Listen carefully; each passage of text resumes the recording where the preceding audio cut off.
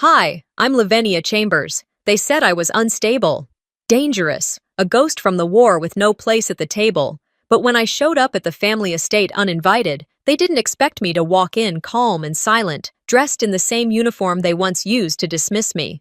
My own cousin grabbed my throat in front of everyone, tried to pin me like I was still broken, but I snapped his arm like a twig and left him in the dirt. They thought silence meant surrender. They were wrong. What kind of family sets a trap for their own? And what happens when the one they buried starts digging back? I hadn't been home in 7 years. Not for birthdays, not for holidays, not even for Grandpa's funeral when everyone else wore their black suits and cried for the cameras. I had sworn that I would never set foot inside the house on Maple Ridge Lane again.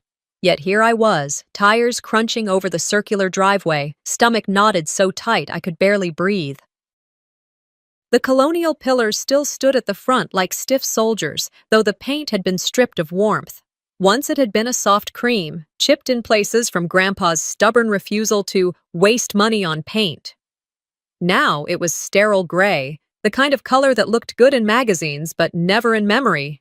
Rick's choice, no doubt. My older brother always preferred things polished, curated, designed for appearances rather than belonging. Even the air smelled different. Less like pine and baking bread, more like lavender-scented chemicals. I sat in the driver's seat for a long minute after cutting the engine. My hands rested on the wheel, fingers twitching against leather. "Just dinner," I whispered aloud, as though saying it would make it true. In and out. Nothing more. But the truth was obvious. Nothing about this family was ever just dinner. I grabbed the grocery store bouquet I'd picked up at the last minute, yellow tulips wrapped in cheap cellophane. Not because I wanted to bring them, but because guilt was cheaper than flowers. I climbed the porch steps, noting the fake potted lavender flanking the doorway. Perfectly symmetrical, perfectly fake, perfectly Rick. The door opened before I knocked. Brannick filled the frame, older and heavier than I remembered. His face sagged with drink and stress, hairline retreating. "Lev," he said, forcing a smile that didn't reach his eyes. "You came." "Apparently," I replied flatly. He stepped aside, and I crossed into the house. The smell hit first, rosemary chicken layered over something sickly sweet, a cinnamon candle burning on the mantel, clearly intended to mask the air with holiday spirit. I could already hear silverware clinking faintly in the dining room. The walls were different, too. Black and white family portraits lined the hallway in sleek matte frames. Some were new, staged group shots with perfect lighting, wide smiles, polished outfits. And not a single one included me. Not a candid, not an old photo from childhood, not even a wedding shot where I stood awkwardly at the edge. I had been erased. "Where's Grandma?" I asked as Brannick led me through the hall. My voice came out harder than I intended. "In the dining room," he said. "She's excited to see you." That would make one of us. They had placed her at the head of the long walnut table, as though she were still the matriarch. But she looked so small now, swallowed up in a heavy antique wheelchair padded with crocheted doilies. Her eyes wandered at first, foggy, until they landed on me. And then, just for a second, there was clarity. Her lips parted, dry and trembling. "Lavinia." The sound of my full name cracked something inside me. No one had called me that in years. I bent, kissed her cheek. She smelled faintly of powder and thyme, fragile and fading. "Hi, Grandma," I whispered. Around the table, the rest of them sat like jury members. Rick, naturally, at the opposite head of the table, smug as ever. His wife Candace sat beside him, blonde hair perfectly curled, lips pressed in a polite, unsettling smile. Brannick took his place next to Marla, our mother, who carved her roast beef with excessive focus, as though cutting through meat gave her something to control. Marla was the first to break the silence. "Lev," she said without looking up, "still keeping busy saving the world?" "Trying to," I answered, pulling out the only empty chair, the one by the window. The same seat I had always taken. I used to call it the ghost chair, because no matter how warm the room, it always felt colder here. Candace turned her sharp smile on me. I follow your little school updates on Facebook. Teaching teenagers, right? How's that working out? I poured water into my glass. Humbling, I said. Teenagers have better BS detectors than most adults. Candace's smile faltered. She went back to sipping her wine. For a while, only the sounds of cutlery filled the air. Grandma chewed slowly, almost painfully, but no one spoke to her. She might as well have been invisible. Then Rick cleared his throat. He rose with theatrical flair, glass of red wine raised high like he was on trial delivering his closing statement. Before dessert, he began, I want to say a few words. Here we go. His eyes scanned the table. We're here tonight because family matters, and as our dear Delphina's health declines, it's important we make some decisions, together. His pause was deliberate, as if he were about to drop a verdict. I felt my stomach knot. And I know Lev's return tonight is surprising. He smiled directly at me. But let's be honest, she's always been a wanderer, our little combat chemist. Someone chuckled under their breath. I didn't bother to see who. Rick straightened, voice dripping with mock sincerity. To avoid confusion and protect the integrity of the trust, I've asked our legal advisor to draft a small amendment. Lev will officially remove herself from any claim to the estate. It's cleaner, more responsible. Candace leaned down, retrieved a beige folder, and set it in the center of the table like a weapon. Across the cover, Family Trust Agreement, Amendment. My name was underlined inside, waiting for my signature, waiting for me to erase myself. A silence filled the room. Marla studied her plate. Brannick rubbed his forehead. Even Grandma didn't speak, her gaze fixed on the china pattern as though she had slipped away into some safer place. I reached out, flipped the folder open with deliberate calm. My name stared back at me in black ink. A line. Empty. Waiting for me to make myself vanish. A memory surfaced. Uninvited. My 14th birthday. 14 candles burning on a chocolate cake. Rick walking past, accidentally elbowing the cake to the floor. Laughter filling the kitchen. Then silence. No one bent to help me. No one cared. I had scooped a chunk of frosting from the floor with my fingers and eaten it behind the garage. Alone. I closed the folder, slid it smoothly into my purse. Rick blinked. Lev? I stood, sliding my coat over my shoulders with steady hands. Dinner was lovely, I said. Chicken could have used salt. Brannick pushed back his chair. Lev, come on, it's just paperwork. We're family. Exactly, I cut him off. And family doesn't ambush each other over pot roast. I bent to kiss Grandma's cheek once more. This time, she squeezed my hand, faint but undeniable. Then I walked out. No shouting, no theatrics, just silence, the kind that belonged to me now. By the time I reached the motel parking lot, the sky had turned a deep indigo, the last traces of daylight bleeding away. I sat behind the wheel of my car, staring at my phone. One missed call glowed on the screen. Boone. Voicemail unopened. I slipped into the house just as dusk bled its last light through the stained glass side lights by the front door. Boone's voicemail still echoed inside my skull. I heard what they did to you. Just 7 words, but they had locked themselves in my chest like a key turning inside a rusted lock. I hadn't expected to be ghosted by both death and betrayal in the same breath, yet here I was, walking back into corridors thick with shadows that knew my name, even if no one else here wanted to. The door closed behind me with a low thud, final and heavy. The air smelled faintly of polish and citrus cleaner, not the warm chaos of a lived-in home. The living room, once filled with the noise of cousins tearing across the carpet, had become sterile. Furniture was too perfectly arranged, magazines stacked like props. Every photo on the walls glimmered in new matte frames, black and white images of family gatherings, cousins in lace dresses, grandparents with stiff Sunday smiles. Aunts and uncles posed as though they'd always belonged to something unshakable. But not me. Not once. My face had been erased as thoroughly as if I'd never existed. I lingered at the threshold of the library, palm resting against the brass knob worn smooth from years of use. Murmurs floated from inside. Low voices, careful laughter, the cadence of people who thought they were safe behind closed doors. I hesitated, fingers curling. I didn't go in. Instead, I turned and climbed the staircase, feet sinking into the plush carpet that Rick had probably picked out, the kind that muffled every step as though silencing the truth. The hallway smelled faintly of cedar, but the comfort I remembered was gone. I headed for the guest room. My old room. They had told me once it was now storage, said casually over the phone years ago, as if stripping away someone's past were no heavier than rearranging furniture. When I opened the door, my chest hollowed. Boxes were stacked to the ceiling, labeled with years and numbers. The air was musty, thick with dust. A broken guitar leaned in a corner, strings snapped and curling like veins. My old chemistry set sat shoved under a pile of random holiday decorations, a reminder of the girl who once believed formulas could explain everything. But what stopped me cold was a leather-bound photo album lying open on a box near the window. The word memories glimmered in faded gold script.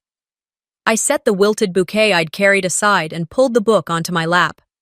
Page after page of smiling faces filled the album, cousins grinning in summer sun, grandparents in their pressed church clothes, birthday cakes, Christmas trees, vacations by the lake. At first I thought I'd simply been left out.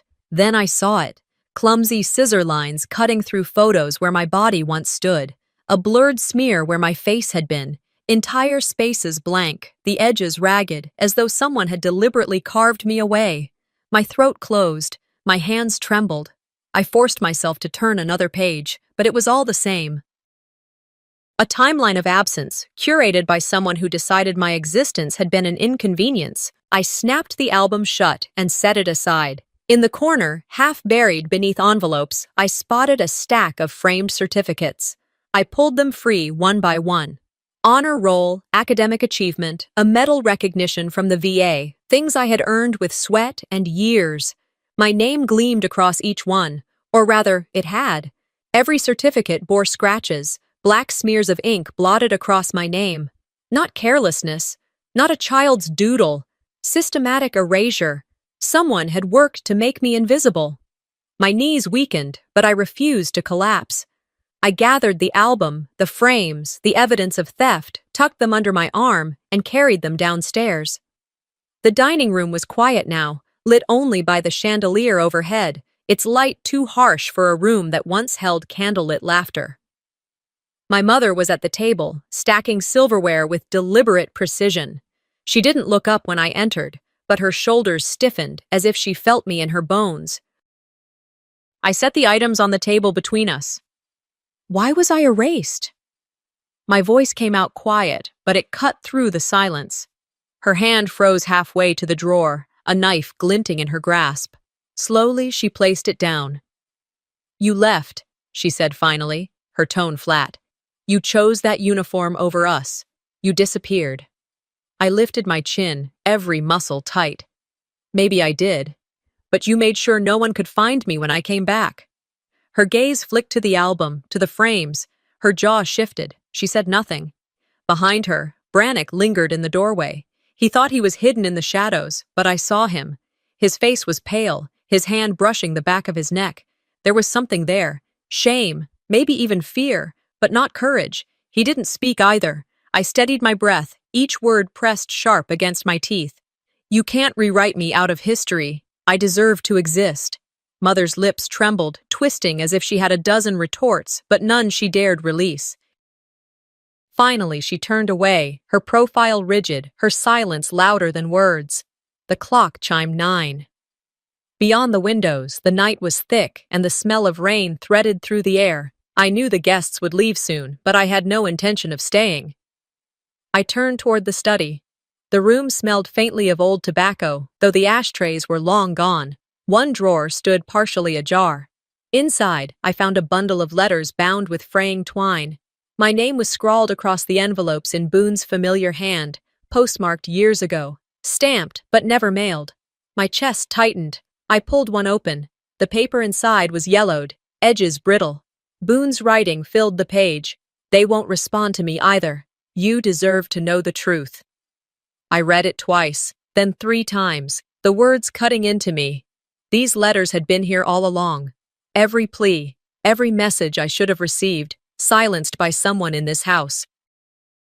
Betrayal came in many forms, sometimes in cruelty, sometimes in neglect, sometimes in the deliberate theft of your own story. I gathered the letters, the album, the defaced certificates. My arms ached from carrying them, but I refused to put anything down. The front door opened with a creak as I stepped into the cool night. The porch light flickered weakly, moths batting against the glass.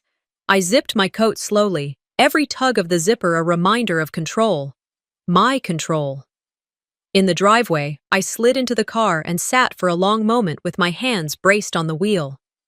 My reflection stared back in the dark windshield, hard-edged, unbroken. Boone's voicemail whispered through my thoughts. I heard what they did to you. The first raindrops scattered across the glass. Sharp, cold, honest. I turned the key in the ignition, and for the first time in years, I felt the weight of their silence slide off my shoulders. I left Spokane Valley before dawn, the sky sagging low with clouds that pressed against the horizon like a weight. The motel room behind me had been cold and quiet all night, but my mind had churned relentlessly, refusing rest. Even after I packed my duffel, after I zipped it shut, I couldn't stop pacing the threadbare carpet. Something about that room had felt like a waiting cell, like I was holding evidence too fragile to keep, too dangerous to let go. I spread everything across the desk before leaving. The leather-bound photo album with its blank spaces, the defaced certificates with my name crossed out, the bundle of letters Boone had written and no one had ever delivered. The lamp buzzed faintly overhead, its light throwing long yellow bars across the table. Outside, the streetlights flickered one by one, fighting the pull of morning. Somewhere in the distance, the hum of a car engine carried through the damp air, a sound that might have been ordinary, but to me it came like a warning. I opened my laptop and logged onto the military portal, fingers steady, breath shallow. Typed my full name, Lavinia Chambers. I waited. Then I stared. Nothing. No deployments. No commendations. No record of badges or awards. Not even an acknowledgement that I had ever enlisted. The history I had bled for, gone. It wasn't a glitch. It wasn't a missing page. It was as if someone had pressed delete on my entire existence in uniform. Jaw clenched, I tried the VA site next, hoping against hope. The screen blinked red. Access denied. A number scrolled across for support. I dialed. A woman with a soft voice, someone I'd spoken to before, answered on the second ring. Your file has a flag, she said, her voice quiet, careful. Until it's cleared, we can't process your claim. I'm sorry. Her apology burned like ash in my mouth. A flag. Someone with power had branded me unworthy of recognition. Not a stranger, not an enemy. Family. Someone who wanted to bury me twice, once as a daughter and again as a soldier. I pressed my palms flat against the desk, staring at the papers Boone had written years ago. His words leapt at me like lifelines. One letter read, "You were always meant to stand tall, even if the world tries to kneel you down." That one gutted me, because Boone had believed in me when no one else had, not even my own blood. I shut my eyes, and memory came flooding. Desert training grounds. Sun blistering, sand like fire under my boots, sweat pouring, every breath a rasp, Boone's voice echoing across the dunes. Push past the doubt! I had been the smallest recruit in my class, the one everyone dismissed as too quiet, too soft. But silence had been my armor.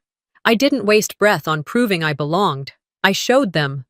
I ran until my legs trembled, carried packs twice my weight, held the perimeter in ceasefire drills when no one else would volunteer. Flashback, first day of advanced combat training. I'd stepped off the bus, muscles already aching, heart rattling in my chest. Boone had looked right at me, eyes sharp, jaw set. You think you've got what it takes? I had nodded, teeth grinding together. I didn't back down. I didn't flinch. I ran harder than anyone else that day, and every day after. I had built myself from nothing. And still, years later, my family had managed to erase me with the stroke of a pen.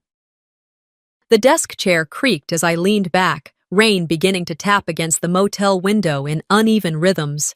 I pulled my phone from my pocket and dialed Boone's number, needing to hear his voice live, not in ink from a decade past.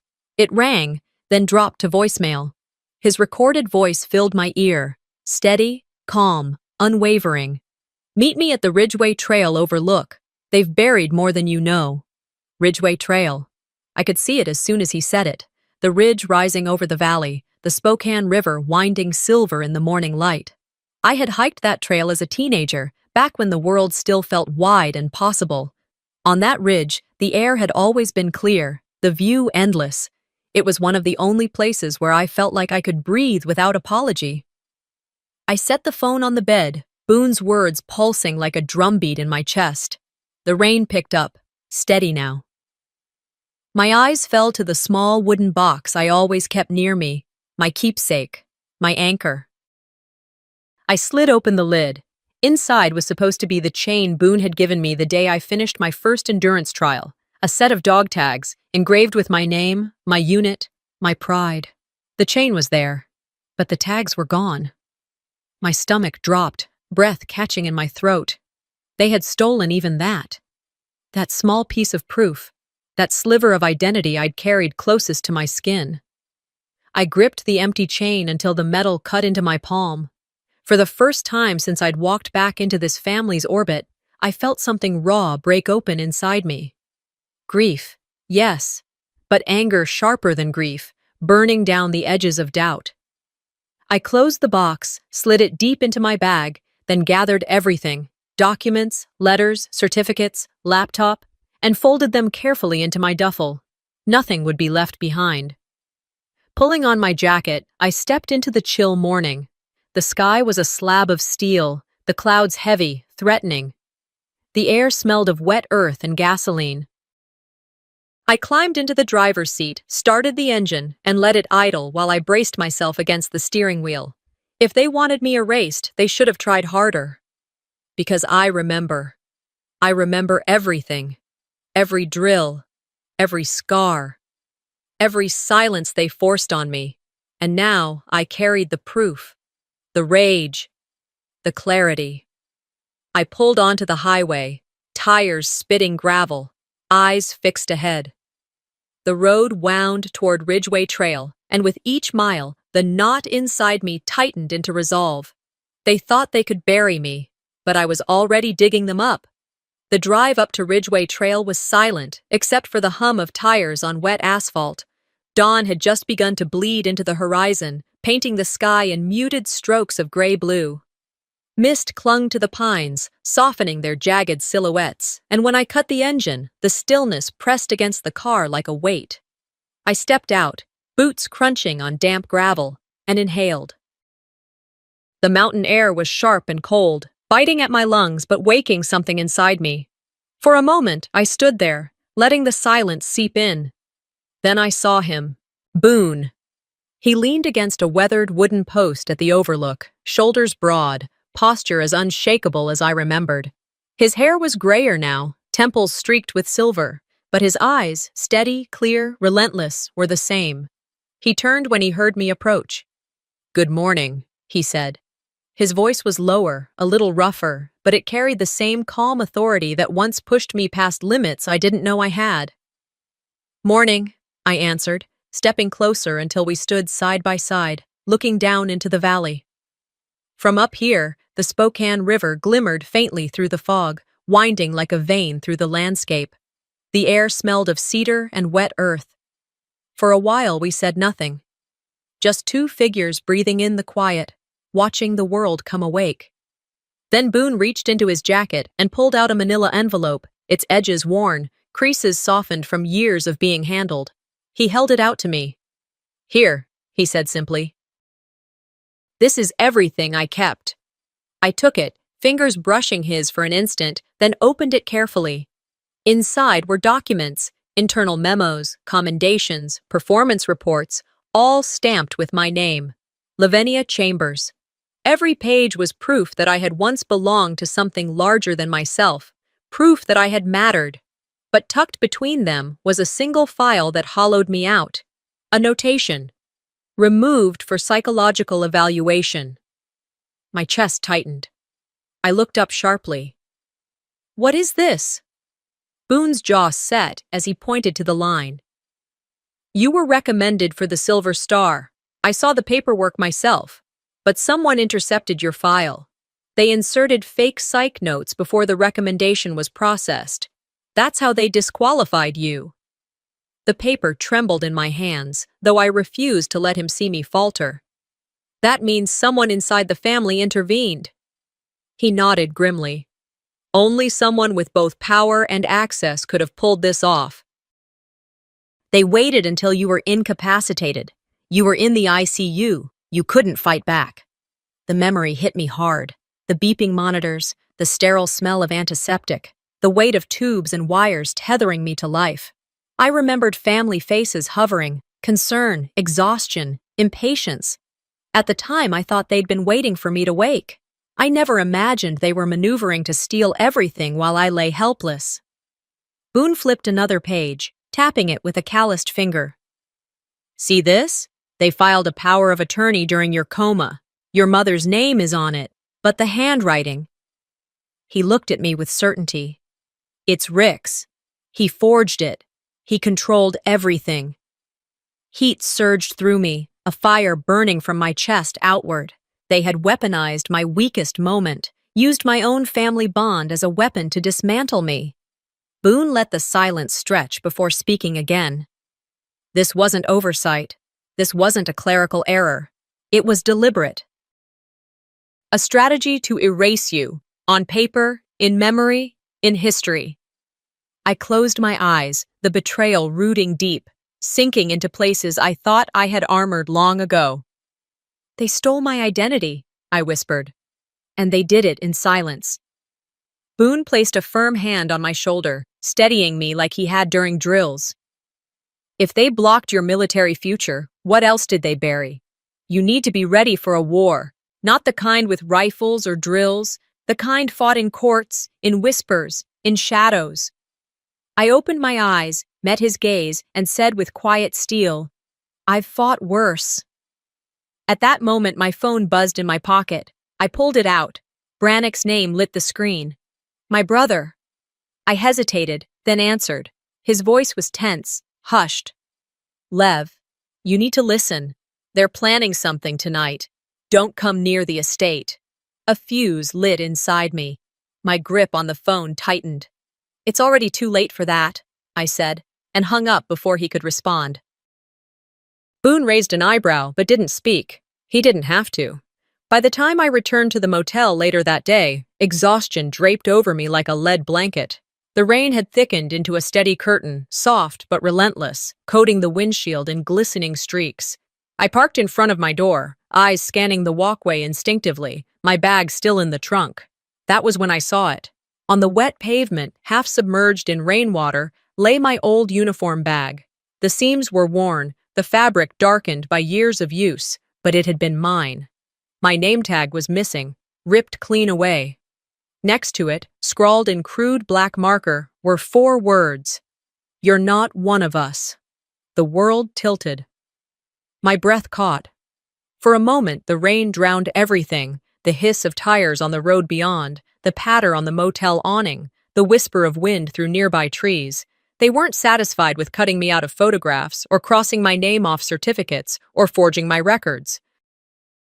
They wanted me erased from my own skin, but they had missed something. Memory. Memory doesn't bend to ink or scissors.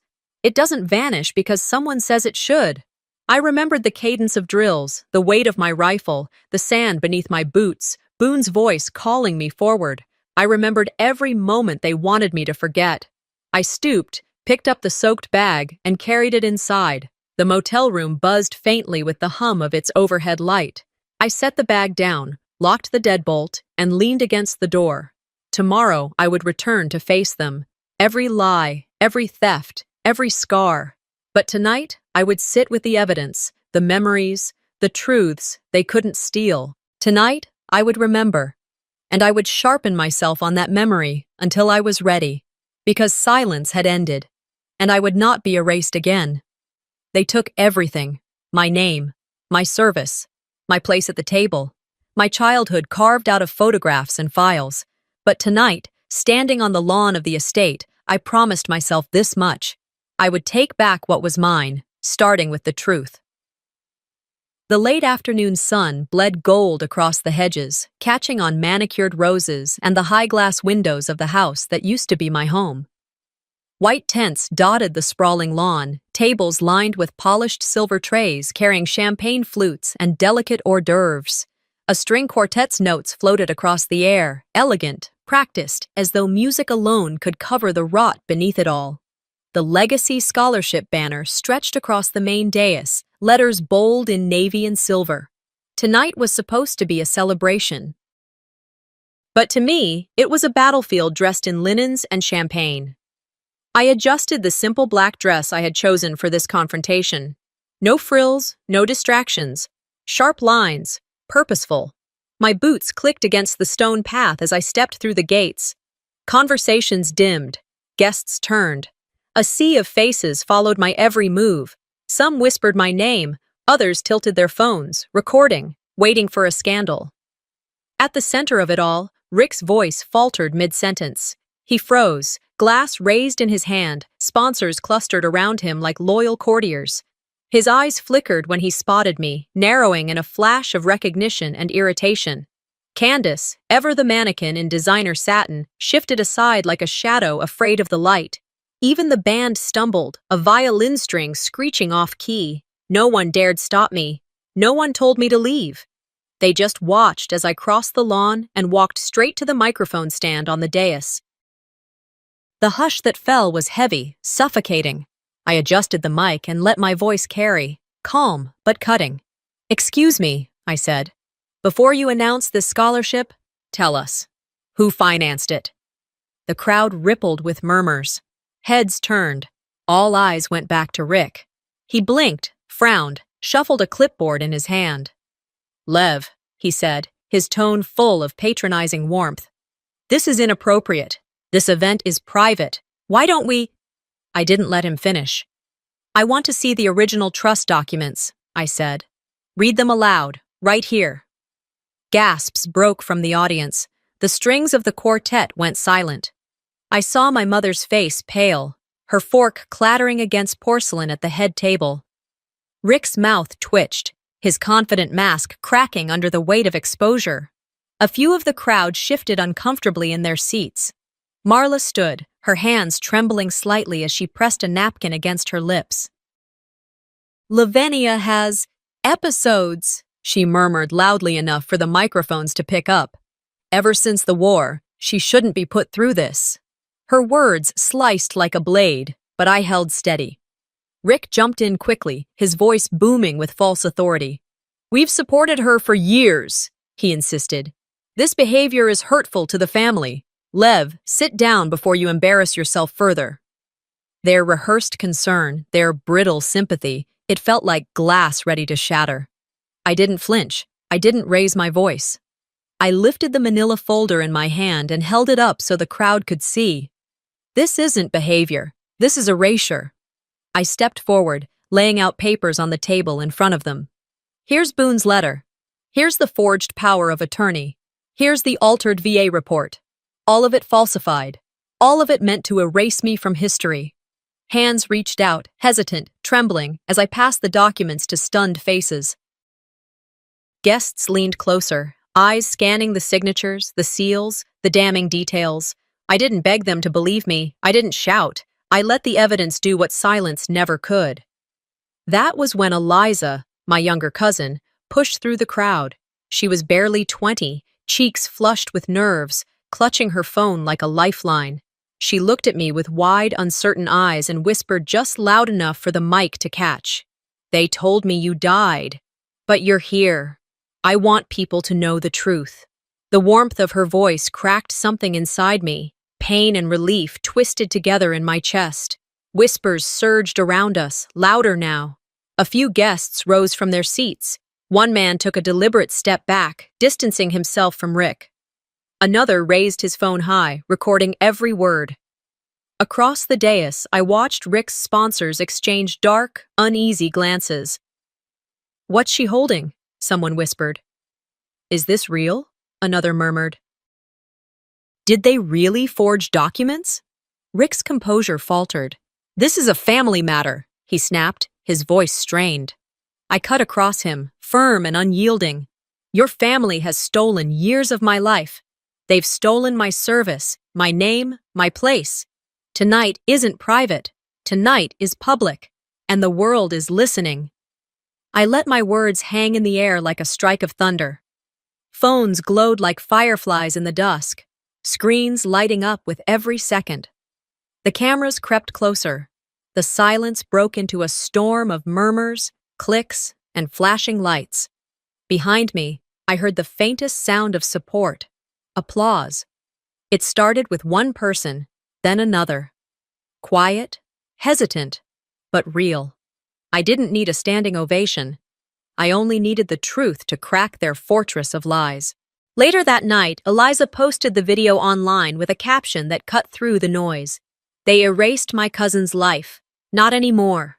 Within hours, it spread like wildfire. 60,000 views, comments flooding in by the hundreds. How can people do this to their own blood? Justice for Lev. This is criminal. Investigate them. I stood in the darkened ballroom after the guests scattered, the echoes of whispered disbelief still ringing in my ears. My eyes burned, not from tears, but from the fire of recognition long denied. I wasn't invisible anymore. A spark had been struck, and now the world was watching. I wasn't going to back down. Not now. Not ever. I didn't sleep much that night. The echoes of what had happened at the estate, Eliza's trembling voice, the stunned looks of guests, the glow of 100 phone cameras, lingered long after the ballroom emptied. Every time I closed my eyes, I saw Rick's face tight with rage, Marla's mouth pursed with false pity, and the flash of betrayal etched in every detail. The motel walls felt close. The sheets were stiff, the hum of the refrigerator in the corner sharp as a drill. I paced. I sat. I lay awake, staring at the water stains spreading across the ceiling, but my mind wouldn't release me. By 4 a.m., I gave up on rest entirely. I rose before dawn. The room was painted gray with the softest morning light, the kind of light that makes everything look half-finished, half-formed. My bag was already packed, sitting neatly by the door. The documents were inside. Photo album, certificates, Boone's letters, every scrap I had collected. My boots were laced. My jacket hung on the chair. I told myself I had to move quickly before they settled into the idea that I might back down, before their lawyers or their allies managed to twist the story back in their favor. Then came the knock. It wasn't polite or hesitant. It was steady, heavy, official. My chest seized. I crossed quickly to the window and peeled back the curtain just enough to see. 2 uniformed officers stood outside, badges glinting in the first breath of light. Their patrol car idled at the curb, headlights dim. When I opened the door, one officer, broad, mid-40s, held a clipboard. His voice was low, deliberate. Lev Chambers? Yes, I said carefully. We received a report that you might harm yourself or others. For a moment, I thought I'd misheard. My heart raced, but my voice stayed level. What report? The officer glanced at the paper. A wellness check complaint. We just need to make sure everything's okay. Weaponized concern, a strategy as old as betrayal itself. I nodded slowly. I'm fine, I said, stepping outside into the corridor where the fluorescent light hummed above us. I handed them my driver's license, then my VA card, making sure the younger one saw it. You can see it's me. I'm not unstable, not violent. I'm a veteran, not a ghost. The younger officer's eyes softened with recognition. His Adam's apple bobbed as he cleared his throat. Miss Chambers, he said quietly. I saw that video last night, the one from the banquet. His words carried weight. You handled yourself better than most people I know under pressure. He hesitated, his voice low enough that his partner almost didn't hear. We didn't expect you to be so together. For a second, the knot in my chest loosened. I'm sorry you had to waste your time, I told him. They nodded, exchanged glances, and left without pushing further. The hallway fell quiet again. The knock was gone, but the message lingered like smoke. They're trying to frame me as unstable, to erase me in life the way they erased me in memory. By twilight, I was near the estate again. Not the main house with its polished marble steps and chandeliers, but the guest house on the north side, tucked near a stand of trees. I drove in silence, headlights cutting a sharp path through the fading light. My body was tense, my mind a coil of memory and determination. The door to the guest house was cracked open, and one of the drawers in the front room gaped like a wound, papers scattered across the floor. My stomach dropped. Boone's file, gone. I exhaled sharply, rage lighting me like a struck match. Circling around back, my boots pressed softly against the damp grass. A faint glow flickered near the carport. I slowed, breath shallow, every muscle ready. Then I saw him. Rick. His broad silhouette loomed as he shoved documents into his trunk, his face twisted with concentration. Looking for these? My voice was low, cold, deliberate. He spun, startled. Lev? What the hell are you doing here? Before I could move, he lunged. His hands shot out, fingers clamping around my throat. The slam against the siding rattled the wall and stole my breath. For a split second, panic surged. I was 10 again, shoved into the fence post, hair yanked, head spinning. But training buried the panic. I twisted my torso, brought my elbow up hard into his forearm. His grip loosened. My boot hooked around his ankle, sweeping him off balance. He hit the ground with a thud that echoed into the night. I was on him before he could recover. I pinned him, angled my weight just right, and wrenched his wrist until his shoulder gave way with a sickening pop. Rick screamed, a raw animal sound. You'll regret this, he spat, eyes wild with fury. I leaned closer, my voice a whisper sharpened to a blade. You messed with a soldier, not a victim. I let go. He slumped against the dirt, groaning, clutching his shoulder. My hands were steady as I pulled Boone's folder from where he had tried to hide it. The memos. The forged power of attorney. The doctored VA report. I held them in the dusky light and watched him tremble. Then, without a word, I set the folder back on his chest, like a weight, like a warning. And I walked away. The estate's windows glowed behind me like rows of watching eyes. Somewhere in the distance, sirens wailed, faint but growing louder. I didn't look back.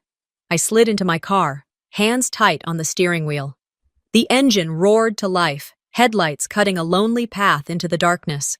My heart pounded, but beneath it, there was something I hadn't felt in years. Vindication. For the first time, I wasn't just surviving. I was winning. They called me unstable, but I built this entire case with military precision. The wind had picked up when I pulled into the long drive of the estate. Silver clouds gathered overhead, like storm fronts massing after heat. I parked at the circular drive, my boots pressed into wet gravel. The front lights of the house glowed inside, silhouettes visible behind tall windows.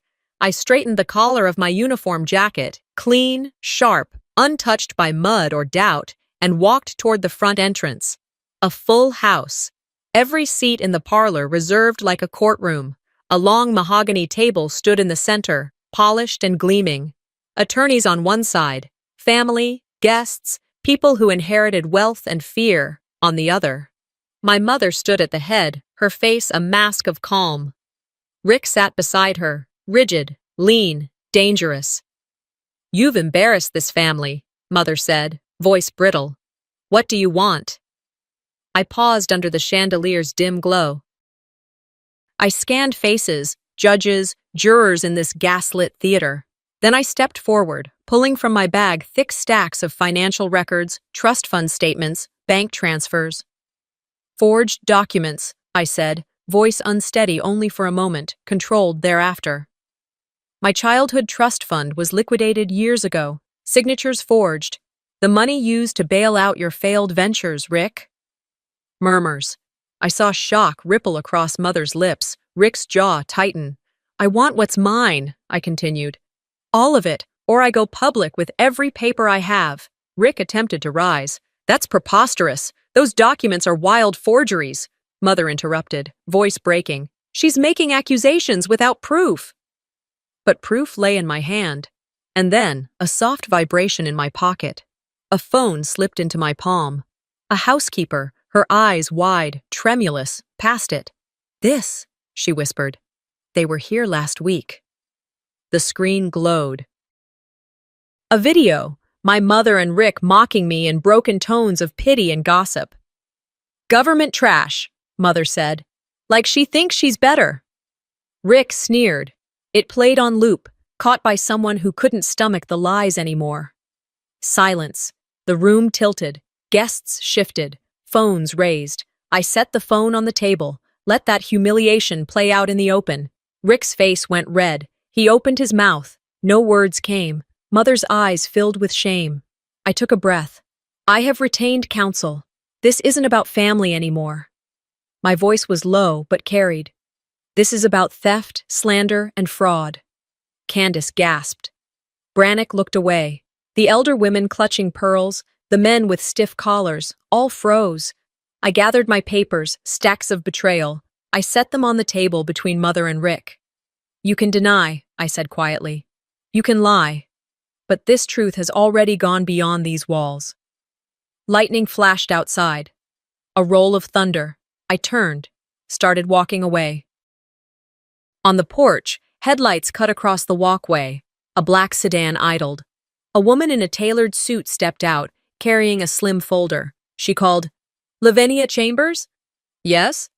I paused.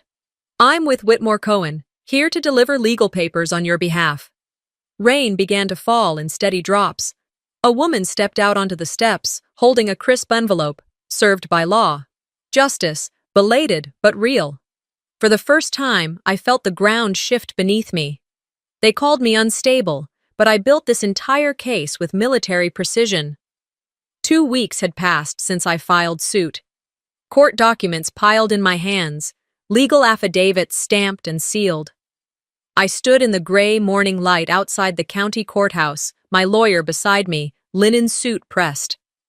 The oak door loomed large, betraying nothing yet whispering of judgment. As I crossed the threshold, I sensed every eye in the foyer turn. Family in tailored coats, press with their cameras, reporters whispering. The courtroom was full. Mother, Rick, even Brannick sat at the front bench, their faces rigid. The judge entered. The gavel sounded. My lawyer presented the case: forged trust documents, manipulated bank records, the video clip from the housekeeper. He slid Boone's letter across the table. "This is not hearsay," he said. "It is corroborated, witnessed, and irrefutable." The judge's eyes flicked to me. My heart chambered fear, but my voice remained steady. I read aloud. "I may be the youngest, the forgotten, but I'm not weak. Not anymore." Gasps echoed. Mother's face cracked.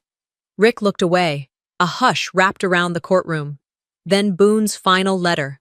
I stood, hands clasped over the envelope he had given me long ago, its seal intact. I broke it and read his lines, voice tight. "If I don't make it, promise you will stay strong, and I want them to take care of you." The room went silent. People understood what they denied. Flashback. I remember drifting in white surgical lights, pulse slow, oxygen mask, pain muted. I overheard voices, my mother's voice, Rick's, talking in soft urgency. "If she doesn't wake in a week, maybe that's a sign." My heart had almost frozen. I had thought I'd been abandoned in the haze. The judge cleared his throat. Verdict. In favor of Lev Chambers. Trust assets frozen. Civil charges filed. Documents binding. Reporters swarmed doors as I left. Bulbs flashed. Questions shouted. I declined. I refused to be paraded. I crossed the courthouse steps with dignity. Back at the estate entrance that evening, thunder rumbled overhead. I walked through the gate while Mother stood inside in her coat, eyes red. Rick burst through the front door, shouting, "This is war!" I paused, suitcase in hand. I saw my uniform mirror in the hallway, scars faint but visible, eyes steady. I left. They took my blood, my silence, my past, but I kept my soul. And now, I was free. They took my blood, my silence, my past, but I kept my soul. And now, I was free. That morning, I woke to gulls crying overhead and the soft rush of ocean waves. The salt air in this small Oregon town felt like a promise. I stood at the window of my new apartment, modest, spare, but mine, and felt the weight of everything I'd endured begin to lift. Today, I would begin again. I pulled on a simple blouse, jeans, then slipped into the uniform jacket I'd refused to leave behind. It felt different now, less armor, more memory. I drove the few blocks to the VA clinic where I'd accepted a position. The building was modest. A sign read, Veterans Care Healing. I parked, locked the car, and walked inside. At the front desk, I was handed an envelope. My lawyer, Whitmore Cohen, had delivered the final ruling. I opened it. The court had issued full restitution. A portion of the estate was permanently in my name. I could reclaim the land, the trust, the accounts, but I would not return. I folded the letter and tucked it into my pocket, unmoved by what it represented. Ownership meant nothing without peace. Later in the afternoon, I visited my mother in the care home. She looked older, frail, eyes distant. Nurses moved quietly around her room. I sat beside her bed, hands careful on the rail. She didn't speak until I offered a gentle greeting. "I wanted to be your daughter," I said, voice steady. "But you chose power over love." She shuddered, tears glistening. She whispered nothing. I looked into her eyes, once warm, now drained of empathy. I rose and left without shouting, without recrimination. Some wounds can't be healed with words. That evening, memory pulled me under. I lay in bed and drifted backward to a battlefield under night skies. Gunfire, explosions, my pulse pounding. I remember falling, the heat on my skin, pain blanketing me. Yet I clung to one face, Boone's, stern and unwavering. In that darkness, I clung to his belief in me. That memory, armor in its own right, became the foundation of my return. Dawn broke, and I made my way to the cemetery. In full uniform, I walked beside the quiet gravestones. Boone's headstone stood beyond others, simple.